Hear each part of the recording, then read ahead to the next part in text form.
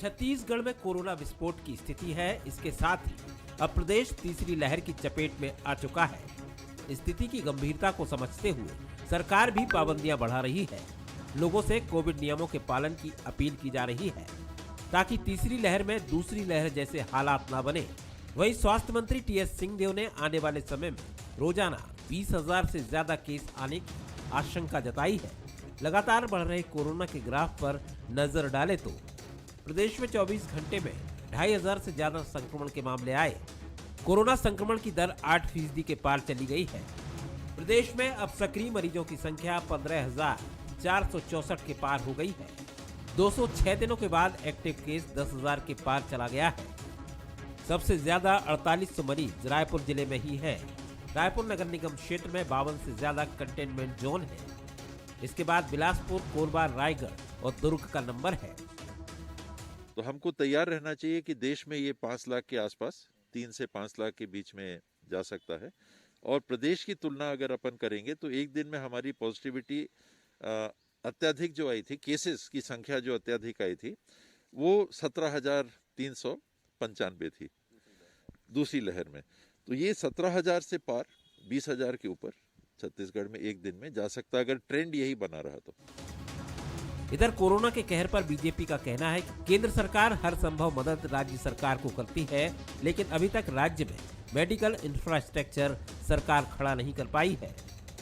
पिछले समय में सैकड़ों करोड़ रुपया मिला राज्य सरकार को। हम परमानेंट हेल्थ स्ट्रक्चर खड़ा कर सकते थे 1 साल के अंदर। हम फिर वही आने वाले समय में बढ़ेगा, मान लीजिए अस्पताल में एडमिट होने की संख्या बढ़ती है, फिर तंबू तान देंगे, फिर हम इंडोर स्टेडियम खोल देंगे और फिर पैसे की बर्बादी करके फिर छत्तीसगढ़ को हेल्थ में पीछे, और फिर बोलेंगे पैसा नहीं है। छत्तीसगढ़ में एक तरफ कोरोना रोज नए रिकॉर्ड बना रहा है तो दूसरी तरफ जीनोम सीक्वेंसिंग की धीमी जांच भी चिंता का सबब बन रही है। तो आंकड़े बता रहे हैं कि छत्तीसगढ़ में कैसे हालात तेजी से बिगड़ रहे हैं। ऐसे में न सिर्फ शासन प्रशासन बल्कि आम लोगों को भी बेहद सतर्क और सजग रहने की जरूरत है। आदित्य नामदेव, बंसल न्यूज, रायपुर। नमस्कार, मैं हूं आपके साथ सुहेल खान। छत्तीसगढ़ आज का हमारा मुद्दा है, कैसे रुके कोरोना। जी हां, छत्तीसगढ़ में कोरोना पैर तेजी के साथ पसार रहा है। लगातार बढ़ रहे कोरोना के मामलों ने स्वास्थ्य विभाग की चिंता बढ़ा दी है। शासन प्रशासन इसी उधेड़-बुन में लगे हैं कि आखिर कैसे कोरोना के संक्रमण को फैलने से रोका जाए। वहीं बीजेपी कोरोना को लेकर सरकार को घेर रही है और इन सब के बीच आम आदमी इंतजार कर रहा है कि व्यवस्थाएं क्या इस तीसरी संभावित लहर के बीच बेहतर हो पाएंगी। आज हम इसी पर चर्चा करेंगे। मिलिए उन तमाम लोगों से जो इस वक्त मेरे साथ इस चर्चा के लिए जुड़ गए हैं। नितिन भंसाली साहब जुड़े हैं, प्रवक्ता हैं कांग्रेस के, बहुत स्वागत है। राजीव चक्रवर्ती जी मेरे साथ जुड़े हुए हैं, आप प्रवक्ता हैं बीजेपी के, बहुत स्वागत आपका भी। बाबूलाल शर्मा इस वक्त मेरे साथ स्क्रीन पर नजर आ रहे हैं, वरिष्ठ पत्रकार हैं और छत्तीसगढ़ की पत्रकारिता जगत में जाना पहचाना चेहरा हैं। शुरुआत बाबूलाल शर्मा आपके ओपनिंग कमेंट से करना चाहूंगा।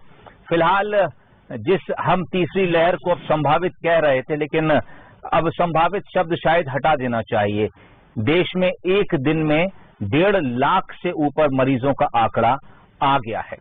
बाबूलाल शर्मा की नजर छत्तीसगढ़ में फिलहाल जो सरकारी तैयारियां हैं उसे किस तरह से आंकती हैं, कैसे समीक्षा करेंगे आप उसकी? आपके सवाल के जवाब पर कई सवाल बनेंगे जो नितिन भंसाली साहब के लिए हो सकते हैं। देखिए, ये है तो चिंता का विषय है, जिस तरीके से इसका इजाफा हो रहा है तो चिंता का विषय जी। लेकिन इसमें एक नई चीज ये देखने में आ रही है इस लहर में कि ये इतना खतरनाक नहीं साबित हो रहा है। क्वारंटाइन जो अगर हो रहे हैं तो घर में लोग हो रहे हैं जी, और अस्पतालों में भर्ती जो है उतनी ज्यादा नहीं है। आज की स्थिति यही बताती है। और लेकिन एक मैंने आज खबर पढ़ी कहीं पे कि हर व्यक्ति को कहीं न कहीं जो है कोरोना होगा, ये संभावना व्यक्त की जा रही है। और उसी के समर्थन में टीएस बाबा साहब का जो बयान है कि ये 20,000 तक पहुंच सकती है प्रतिदिन के हिसाब से, तो ये उसका मुझे लगता है कि ये स्थिति बनेगी आगे अगर हम सतर्क नहीं हुए तो। अब मास्क लगाने वाली बात है या भीड़ में न जाने वाली बात है या दूरी बनाने वाली बात है, ये तो जनता के ऊपर है। बिल्कुल कि जनता उसको किस तरह से करती है। अगर वो नहीं करती है तो निश्चित रूप से जो है वो एक प्रश्नवाचक चिन्ह हमेशा बना रहेगा कि रोकेंगे कैसे। आप स्वास्थ्य व्यवस्थाओं की चिंता तो कर रहे हैं, लेकिन इस बात की चिंता बहुत कम हो रही है, बाजार में भीड़ इस तरह क्यों लग रही है, दूरी का पालन क्यों नहीं, प्रोटोकॉल क्यों नहीं नियम, दुकानदार भी क्यों उसको ध्यान नहीं दे रहे हैं, बिना मास्क के लोगों को क्यों उसने दे रहे हैं। बहुत सारे प्रश्न हैं। इन प्रश्नों का जवाब जो है वो होना चाहिए और लोगों की नजर उस पर भी होना चाहिए, सरकारों की नजर भी होना चाहिए। वो नहीं दिख रही है, वो सबसे महत्वपूर्ण है। जबकि हर व्यक्ति बोल रहा है, पूरे देश में बोल रहे हैं कि आपके इलाज से बेहतर मास्क और दूरी बनाकर अगर आप चलेंगे तो आपका वो कोरोना से सबसे बड़ा बचाव है। पूरी दुनिया बोल रही है जी। लेकिन आप उसको ही नहीं कर रहे, तो जनता भी तो उतने अवेयरनेस पे नहीं है ना। दूसरी चीज ये स्वास्थ्य की व्यवस्थाओं का, ठीक है, जो सुनील सोनी जी ने कहा कि वो भी सच हो सकता है, राजनीतिक कारणों से कई बातें आती हैं, आगे पीछे आरोप प्रत्यारोप लगते हैं, उसको मैं नहीं कह सकता। लेकिन तो मुझे तैयारियां दिख रही है, अभी तो बहुत सारे बेड खाली है, बहुत सारी व्यवस्थाएं मौजूद है और ऑक्सीजन की स्थिति पहले से बेहतर है। पिछली बार भी यहाँ ऑक्सीजन की कमी नहीं हुई थी छत्तीसगढ़ में, इस बार की व्यवस्थाएं और बढ़ा ली गई है। ये सारी चीजें, कुछ कमियां दिख रही है जिसमें कुछ जो केंद्र से जो आपके आई थी ऑक्सीजन के प्लांट जो लगे थे उसकी देखरेख में कुछ कमी अभी कुछ दिनों पहले समाचारों में आया था, वो सारी चीजों को सुधार लिया जाए और मेरे ख्याल से वो सुधर सकती है, कोई बहुत बड़ी बात नहीं है। तो व्यवस्थाओं के आधार पर मेरा कहना यह है कि कोरोना मेरी नजर में जो है राजनीति का विषय कतई नहीं बनना चाहिए, सामूहिक प्रयास का विषय बनना चाहिए, मेरा ऐसा सोच है। बिल्कुल, और ये सबसे बड़ी महत्वपूर्ण बात आपने कही। दरअसल पिछली बार भी जब हमने कोरोना की पहली लहर देखी, दूसरी लहर देखी, सरकार चाहे कोई भी हो, चाहे जिन राज्यों में कांग्रेस की सरकार रही हो, चाहे जहां पर बीजेपी की कांग्रेस रही हो या अन्य दलों की सरकारें रही हो, दरअसल सरकारें तो ये नहीं चाहती कि लोगों को मरने के लिए छोड़ दिया जाए या लोगों को असहाय छोड़ दिया जाए। जिस सरकार का जितना सामर्थ्य था, जिस राज्य में जितने संसाधन थे, उसके हिसाब से सबने बेहतर करने की कोशिश की। अब ये एक अलग बात है कि किस राज्य में कोरोना संक्रमण ने कहर ढा दिया और किन राज्यों पर वो थोड़ी सी मेहरबानी दिखाकर खामोश बैठ गया। राजीव चक्रवर्ती साहब, बहुत सी चीजें हैं जो बाबूलाल शर्मा ने इशारा किया है। मैं चाहूंगा कि उन तमाम चीजों को जो अभी भी आप मानते हैं कि खामी के तौर पर छत्तीसगढ़ में मौजूद हैं, आप गिनाते चलें, फिर मैं इकट्ठा जवाब नितिन भंसाली साहब से लेता हूं। जी मैं देखिए, बाबूलाल जी ने जो सबसे सकारात्मक बात कही, मैं उनको मानता हूं कि कोरोना अभी डेडली वायरस नहीं है। जो फर्टिलिटी रेट है इसके पहले जो पहली और दूसरी लहर में बहुत ज्यादा मृत्यु दर थी और अभी अगर मृत्यु दर का हम औसत निकालते हैं तो ये 0.134%, लगभग 1% भी नहीं किया है। तो ये एक भगवान की ऊपर वाले की मेहरबानी है कि ये डेडली वायरस नहीं है। दूसरी एक पॉजिटिव बात यह है कि आधी आबादी से ज्यादा लोग वैक्सीनेट हो चुके हैं। ये हमारे प्रधानमंत्री जी का एक प्रकल्प था कि जल्दी से जल्दी वैक्सीन तैयार हो, जबकि विश्व समुदाय हमें देख रहा था और अभी वैक्सीन की कोई कमी नहीं है और फर्स्ट और सेकंड और बूस्टर डोज की भी लगाने की तैयारी, केंद्र ने पर्याप्त वैक्सीन दे दी है। बिल्कुल, जो कमी जो दिख रही, जो माननीय सांसद जी ने कहा, वाकई में है कि मैं राजनीति की बात नहीं कर रहा हूँ, एक सामान्य सी बात कर रहा हूँ कि जब हम मेडिकल कॉलेज में जाते हैं तो कुछ दिनों पहले यहाँ सर्जरी खत्म हो गई थी, जो ओपन हार्ट सर्जरी थी, वो हमारे चिकित्सक बंधुओं ने जैसे तैसे उसे तैयार किया है। तो स्वास्थ्य के ऊपर बहुत ज्यादा फोकस देने की जरूरत है। देखिए कि जो आम आदमी है, मिडिल क्लास आदमी है, लोअर क्लास लोग हैं, वो दर दर भटकते हैं और आखिरी में ये होता है जब उनकी सारी पूंजी खत्म हो जाती है तो उसके बाद वो अपने घर बार बर्तन बेच के उन्हें प्राइवेट सेक्टर में जाना पड़ता है और उसकी कोई सुनवाई नहीं होती है। तो कोरोना के अलावा भी कोरोना, मैंने प्री कोरोना, पोस्ट कोरोना या विदाउट कोरोना, स्वास्थ्य के ऊपर छत्तीसगढ़ सरकार को बहुत संज्ञान लेना पड़ेगा। हमने देखा है कि पिछले 3 साल में, मैं आरोप नहीं लगा रहा हूं सुहेल जी, मैं एकदम मैं नम्रता से कह रहा हूं क्योंकि मैं खुद भोगी हूं। मैंने अपने बड़े भाई को खोया है दूसरी लहर में और मैंने अपने स्वजनों को और अपने मित्रों के रिश्तेदारों को भी देखा है कि किस प्रकार से एक अस्पताल से दूसरे अस्पताल।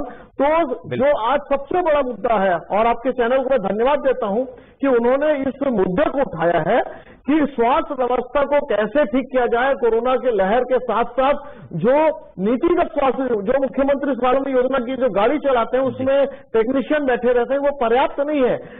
आदमी अस्पताल तब जाता है जब उसकी सांसें उखड़ती है, वो घायल हो जाता है, उसके हार्ट अटैक आते हैं, और उसके बाद उसको जो प्राइमरी ट्रीटमेंट मिल जाए वो सबसे बड़ी बात होती है। वो प्राइमरी ट्रीटमेंट अभी मरीजों को नहीं मिल रहा है, या वो जब मरीज प्राइवेट सेक्टर में जाता है, जो 5 लाख का बीमा जो हमारी केंद्र सरकार ने किया है, यहाँ की राज्य सरकार ने एपीएल के लिए उसे 50,000 कर दिया है, मैंने 4.5 लाख की कटौती कर दिया है।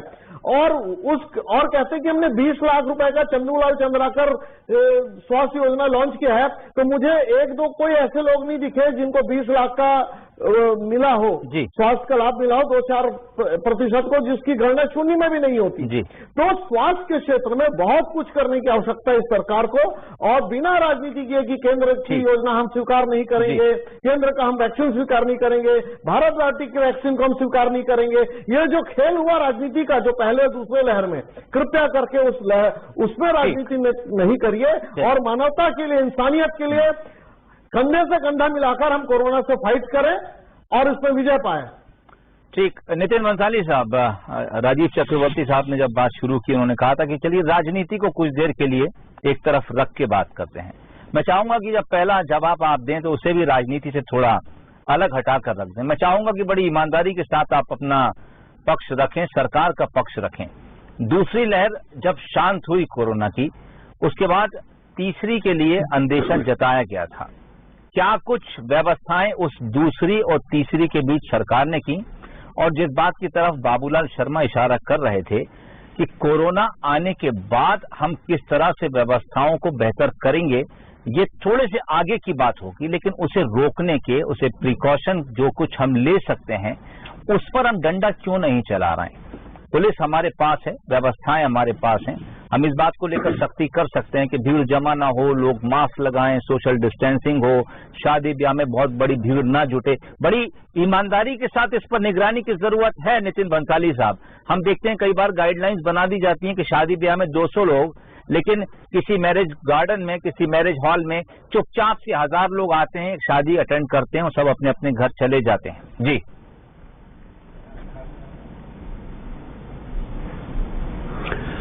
देखिए, सरकार संवेदनशील है। जब ऐसी जरूरत महसूस हुई कि बहुत ज्यादा मात्रा में केसेस निकल रहे हैं, तुरंत नाइट कर्फ्यू लगाया गया। सारे जिले के कलेक्टरों को माननीय मुख्यमंत्री जी ने ये निर्देश दिया कि आप अपने हिसाब से वहां पर केसों का आकलन करके वहां पर नाइट कर्फ्यू लगाइए। कहीं पर भी आर्थिक गतिविधियों को न रोकें, क्योंकि काफी कुछ 8 बजे रात को आकर आप कह रहे थे कि राजनीतिक बात न करूं, तो एकदम से लॉकडाउन लगा देना ये भी उचित नहीं है। लॉकडाउन लगाने जैसी स्थिति फिलहाल छत्तीसगढ़ में इसलिए नहीं है क्योंकि मैं आपको बता दूं कि तीसरी लहर जो है, पहली और दूसरी लहर की कुछ चीजों को, कुछ खामियों को और कुछ अच्छे कामों को सबको सोचने के बाद, विचार करने के बाद हमने तीसरी लहर की तैयारी बहुत अच्छे तरीके से की हुई है। मैं आपको बता दूं 4847 बेड प्रॉपर रायपुर, जहां पर सबसे ज्यादा केस पाए जा रहे हैं, यहां पर बिल्कुल तैयार हैं। 4736 बेड उसमें खाली है। तो बहुत खुशी की बात है कि ईश्वर का, मैं कहूं कि ये चमत्कार है या ईश्वर का आशीर्वाद है कि लगभग 99% लोग होम आइसोलेशन में ठीक हो रहे हैं। सरकार टेस्टिंग, ट्रेसिंग और ट्रीटमेंट, इन 3 चीजों पर काम कर रही है। लगातार स्वास्थ्य अमला टेस्टिंग पर और ट्रेसिंग पर काम कर रहा है। मैं आपको बता दूं, वैक्सीनेशन भी युद्ध स्तर पर इस प्रदेश में चालू है। इलाज के लिए भी जो आइसोलेशन के जो नियम बनाए गए होम आइसोलेशन के, उसमें लगातार डॉक्टर उन मरीजों की निगरानी कर रहे हैं। साथ ही एयरपोर्ट पर और रेलवे स्टेशन पर और आज बस स्टैंड पर भी जो लोग बाहर से आ रहे हैं उनकी जांच करने के बाद ही उन्हें एंट्री दी जा रही है। और साथ ही मैं बता दूं कि आरटीपीसीआर टेस्ट पर ही छत्तीसगढ़ में जोर दिया जा रहा है। आज की तारीख में लगभग 88% आरटीपीसीआर के ही टेस्ट छत्तीसगढ़ में हो रहे हैं। एक दिन में लगभग 42,000 आरटीपीसीआर के टेस्ट किए जा रहे हैं और जो लोग इसमें पॉजिटिव पाए जा रहे हैं, बिल्कुल उनकी निगरानी की जा रही है। वो किसके संपर्क में आए और कहां पर ऐसी चूक हुई कि और कितने लोग इनकी वजह से संक्रमित हो सकते हैं। मैं ऑक्सीजन की बात करूंगा। प्रदेश में 9 लिक्विड ऑक्सीजन टैंक और 48 ऑक्सीजन जनरेटिंग प्लांट, ये अभी दूसरी लहर के बाद, आपने कहा ना कि क्या काम किया गया, तो दूसरी और तीसरी लहर के बीच ये प्लांट यहाँ पर लगाए गए। साथ ही मास्क पर जोर देने के लिए यहाँ पर हमारी आंगनबाड़ी की बहनें और निगम के जो कर्मचारी है वो लगातार वहां पर चौक चौराहों पर खड़े होकर लोगों को मास्क लगाने के लिए प्रेरित कर रहे हैं। जिला प्रशासन ने रोका टोका अभियान इसके लिए शुरू किया है और जो लोग मास्क नहीं लगा रहे उन्हें जुर्माना भी दंड स्वरूप दिया जा रहा है। तो सारी व्यवस्था है, सारी तैयारियां बहुत अच्छी हैं और पहली और दूसरी लहर से जिस प्रकार छत्तीसगढ़ लड़कर बहुत बेहतर तरीके से बाहर आया, मैं पूरी आशा करता हूं कि हम तीसरी लहर से भी लड़ेंगे और जीतेंगे। साथ ही आपके चैनल के माध्यम से, बंसल न्यूज के लाइव डिबेट के माध्यम से मैं प्रदेश की जनता से अपील करूंगा, जो लोग हमको इस टीवी में देख रहे हैं, हाथ जोड़कर आप सबसे विनती है कि कोविड नियमों का पालन करें, मास्क लगाएं, अनावश्यक आप लोग घर से ना निकले, जितना हो सके यात्रा को टालें और थोड़ी भी शंका होने पर यदि आपके स्वास्थ्य में थोड़ी भी चूक होती है, गड़बड़ होती है, तो तुरंत टेस्ट करवाएं और अपने आप को आइसोलेट कर लें। ठीक, चलिए, ये तो रही क्या कुछ तैयारियां सरकार ने कर रखी हैं और क्या कुछ कमियां बीजेपी को बतौर विपक्ष लगती हैं, वो भी मैंने पूछा और कोशिश की तमाम मेहमानों ने भी कि राजनीति को थोड़ा इतर रख के जवाब दिया जाए। बाबूलाल शर्मा साहब, सवाल आपसे है और अब की बार मैं राजनीति की बात करूंगा आपसे। हम देखते हैं कि राज्य में मुद्दा चाहे छोटा हो चाहे बड़ा हो, लेकिन विपक्ष का काम चूंकि सवाल पूछना होता है, लेकिन अब सवाल पूछने का एक तरीका ये भी हो गया है कि आप सरकार को घेरने की कोशिश करते हैं उस सवाल के जरिए। कभी आप सरकार को छोटा बताने की कोशिश करते हैं। हम अक्सर देखते हैं और सुनते हैं और मीडिया के जरिए खबरें हमारे पास आती हैं, हर मुद्दे का राजनीतिकरण होता है। मिसाल के तौर पर जीनोम सीक्वेंसिंग की लैब अगर पूरे देश में हर राज्य के पास नहीं है तो नहीं है, छत्तीसगढ़ के पास नहीं है तो नहीं है, और ये बात भी तय है कि राज्य सरकार अपनी तरफ से इस तरह की कोई लैब नहीं खोल सकता। आपको केंद्र सरकार की परमिशन की जरूरत पड़ती है। बीजेपी केंद्र में है, बीजेपी छत्तीसगढ़ में विपक्ष में है, बात भली बाती समझते होंगे, लेकिन आरोप जब इस तरह से लगाया जाता है, वो बयान इस तरह से सामने आते हैं, तो ऐसा लगता है कि मानो छत्तीसगढ़ सरकार जीनोम सीक्वेंसिंग की लैब नहीं खोल रही है। जब इस तरह के सवालात विपक्ष की तरफ से उठते हैं तो फिर सत्ता पक्ष भी उसी अंदाज में जवाब देता है जिस अंदाज में विपक्ष ने सवाल पूछा है। एक आम आदमी जो राजनीति के गुरपेंच नहीं समझता है, अगर वो एक विचारधारा को मानने वाला है तो उसे लगता होगा कि हाँ, ये बात आदमी सही कह रहा है, यकीनन दूसरे की गलती है, और जो दूसरी विचारधारा को मानने वाला शख्स है वो दूसरे पर विश्वास करके कहता होगा कि नहीं, लगता है पहला आदमी भ्रमित करने की कोशिश कर रहा है। छत्तीसगढ़ में इस तरह के मुद्दों पर राजनीति बाबूलाल शर्मा किस तरह से देखते हैं और क्या महसूस करते हैं कि कौन से ऐसे मुद्दे होना चाहिए? मेरे ख्याल से उसमें कोरोना जरूर शामिल होना चाहिए, जिस पर राजनीति तो कम से कम बाबूलाल साहब नहीं होना चाहिए राज्य में। मैंने पहले ही कह दिया इस बात को सोहेल, और बातें यही उलझ जाती जो आपने प्रश्न किया कि आरोप प्रत्यारोप के चक्कर में, राजनीति के चक्कर में बहुत सारी बातें ऐसी निकल जाती हैं जो विवाद का विषय बनती हैं और आपस में फिर जो है ठन जाती है। जबकि होना ये चाहिए कि ये प्रदेश हमारा है, ये देश हमारा है, जो सोच होनी चाहिए वो बता रहा हूं मैं आपको। बिल्कुल, ये प्रदेश हमारा है, ये राजीव का भी है, ये नितिन का भी है, वो मेरा भी है, आपका भी है। ये प्रदेश हमारा है, ये देश हमारा है। बिल्कुल, उस दृष्टिकोण से कोई योजना बने, और ऐसे वक्त में जब क्रूशियल पीरियड होता है तब तो निश्चित रूप से बने। छोटी मोटी राजनीति के समय में भले ही आप आरोप प्रत्यारोप लगा लीजिए, लेकिन अगर आरोप लगाएं भी तो सकारात्मक सोच के साथ लगाएं। किसी को तुमने या हमको अपने आप को राजपाट पाने के लिए, वोट पाने के लिए किसी प्रकार की गलत राजनीति ना करें तो ज्यादा बेहतर होगा, और हम अपने राज्य की सेवा करें। आपको देखिए, मैं एक बहुत बड़ी बात बता रहा हूँ, आपको भी पता होगा कि आपके नॉर्थ ईस्ट में जो है ऊपर की तरफ क्या है वो नागालैंड में बिना विपक्ष की सरकार है। क्यों है? क्योंकि सब लोगों ने एक साथ बैठ करके उसी मुख्यमंत्री के अंडर में काम करने का फैसला किया, और सबने कहा कि जब हमको सेवा करनी है राज्य की तो हम सब मिलकर करें। काय का विपक्ष? तो सारे लोग सरकार में शामिल हैं और बिना विपक्ष की सरकार वहां पे जनता की सेवा कर रही है। ठीक है, वहां कुछ स्थितियां विषम भी हैं, दूसरे तरीके की है, लेकिन कुछ अंश अगर यहाँ आ जाए, कुछ अंश हमारे राज्यों में इस तरह की सोच बन जाए कि भाई पक्ष विपक्ष ठीक है, लेकिन सरकार में जो है काम करने वाले लोगों का, पक्ष का भी और सत्ता पक्ष का भी, विपक्ष का भी सत्ता भी, दोनों की ये सोच होनी चाहिए कि हमको दोनों को मिल करके जो है जनता की सेवा करनी है। लेकिन यहाँ प्रश्न ये आ जाता है कि हम सत्ता में क्यों नहीं है, हम सत्ता में क्यों ना आए, हम सत्ता में आ जाए तो बेहतर होगा, इसलिए बदनाम करने की कोशिश सरकार को या गिराने की या सरकार द्वारा विपक्ष को गिराने की कोशिश, विपक्ष के नेताओं के खिलाफ बोलने की कोशिश, उसके आरोप लगाने की कोशिश, ये कोशिशें जो है ये गड़बड़ कर देती है। और दूसरी एक बात महत्वपूर्ण बताऊं जी कि आखिर क्यों नहीं प्रोटोकॉल का पालन कर रहे लोग? इसलिए नहीं कर रहे हैं कि आप शादी में मृत्यु में गिनती करते हैं, इतने आएंगे इतने नहीं आएंगे, लेकिन रैली में आप प्रयोजन करते हैं लाखों लोग इकट्ठा हो, खुद प्रयोजन करती हैं पार्टियां। तो चलिए आप लोग इकट्ठा होइए, हमारे मोदी जी आ रहे हैं, हमारे राहुल गांधी आ रहे हैं, हमारी सोनिया गांधी आ रही है। ये जो है इससे विश्वास घटता है लोगों का, और वो विश्वास जो संकट पैदा होता है ना, जब ये प्रश्न होता है, ये आपने बड़ी महत्वपूर्ण बात कही। विश्वास का संकट खड़ा हो जाता है जब उनको लगता है कि नेताजी के लिए अगर कोरोना नहीं है तो फिर हमारे लिए भी नहीं है। राजीव चक्रवर्ती साहब, समय कम है, 1 मिनट आपको मैं दे रहा हूं जवाब के लिए।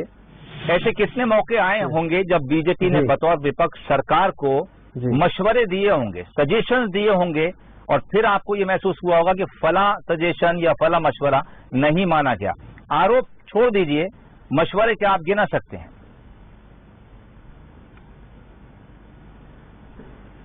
बिल्कुल सोहेल जी, मशवरा जो पहले ही जो लहर आई थी उस समय हमने मशवरा दिया था कि टेस्टिंग किट आप पहले से खरीद के रखिए, और ऐसा ना हो कि आग लगने के बाद आप कुआं खोदिए। तो हुआ ठीक वैसी जो हमारी आशंका थी, टेस्टिंग किट और जो पीपी किट थे, जो उसके उपकरण थे, जो फाइट जो सपोर्टर्स थे, वो सरकार ने बहुत देरी से कोविड कंट्रोल सेंटर बनाया था यहाँ पर कॉफी हाउस के ऊपर में, और वो आनंद फानंद में सेंटर बनाया गया, तब तक लोगों की जान गई और बहुत सारी कमियों महसूस हुई, और पूरे लोग सरकारी तंत्र को छोड़कर प्राइवेट सेक्टर के भरोसे में बैठे रहे।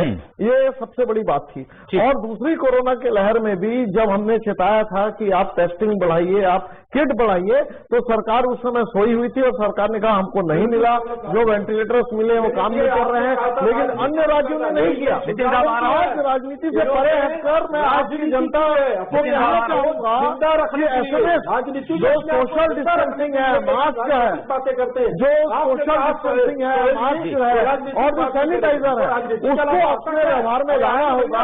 सरकार के भरोसे में आप पहले अपने व्यवहार में लाइएगा। ये जो सोशल डिस्टेंसिंग है, दवाइयों की कमी हुई, सारी चीजें दवाई बहुत कमी हुई, दवाई खत्म होने के बाद बहुत कमी हो गई थी, और जरूरी जितने जीवन रक्षक दवाइयां जीवों के जीवन रक्षक दवाओं की बहुत आज भी कमी है कर रहे थे, जहाँ पर गंगा में भी। चलिए नितिन साहब, समय कम है, अब आखिरी मिनट आपके लिए भी है, विपक्ष की तरफ से और जीतेंगे।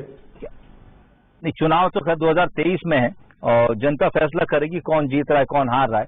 मैं जानना ही चाह रहा था कि क्या विपक्ष की तरफ से जब इस तरह के मशवरे सजेशन आते हैं, सरकार वाकई गंभीरता से सोचती है, कोई दिक्कत तो नहीं अगर विपक्ष कुछ मशवरा देती है तो? देखिए, विपक्ष अगर कोई सकारात्मक वो देती है, अगर सुझाव देती है, मोस्ट वेलकम। मैं आपके चैनल में बोलता हूँ, ये मेरे साथी प्रवक्ता तो बैठे भी हैं, इनके बड़े नेता भी बैठे होंगे, कोई सकारात्मक सुझाव होगा बिल्कुल दीजिए, हम एक्सेप्ट करेंगे, किए भी होंगे, ऐसा नहीं है कि नहीं किए। और यदि उलूल जुलूल बात करेंगे, राजनीतिक बहुत करेंगे, खुद ही हम तो चलिए आज भी बोल रहे हैं, ये बहुत अच्छी बात है नहीं चलेगा। नितिन साहब, ये बहुत अच्छी बात कही आपने कि अगर वाकई सकारात्मक सुझाव आते हैं, चाहे वो बीजेपी के कार्यकर्ता की तरफ से आते हों या बीजेपी के किसी बड़े नेता की तरफ से आते हों, लेकिन अगर सुझाव सकारात्मक है तो सरकार, कांग्रेस उसे मोस्ट वेलकम करती है। बंसल न्यूज के चैनल पर नितिन बंसाली साहब ये बात कह रहे हैं, विपक्ष भी इस बात को सुन रही है, लेकिन देखना यह होगा कि वाकई जब विपक्ष कोई सकारात्मक सुझाव भेजती है, सरकार उसे किस तरह से लेती है। इसमें कोई दो राय नहीं कि हम कोरोना की तीसरी लहर से गुजर रहे हैं। इसे भगवान का शुक्र करिए कि अभी स्थिति गंभीर नहीं है। जिन लोगों को ये तीसरे दौर में संक्रमण हो रहा है, फिलहाल उन्हें अस्पतालों की तरफ रुख नहीं करना पड़ रहा। भगवान न करे ऐसा हो भी कभी, लेकिन तैयारियां हमें बरकरार रखनी चाहिए और पिछली बार से ज्यादा रखनी चाहिए। कम से कम हमें दूसरी लहर ने तो यही सिखाया है। अब देखना यह होगा कि क्या वाकई तीसरी लहर कभी गंभीर होती है, और अगर खुदा न खास्ता होती है तो क्या तैयारियां हैं, ये भी आने वाला वक्त हमें खुद सामने आकर बताएगा। आप तीनों मेहमानों का बहुत शुक्रिया, नितिन बंसाली साहब, राजीव चक्रवर्ती साहब, बाबूलाल शर्मा साहब। आज का मुद्दा में जुड़ने के लिए और हमारे साथ इस चर्चा में भाग लेने के लिए। फिलहाल दीजिए इजाजत, नमस्कार।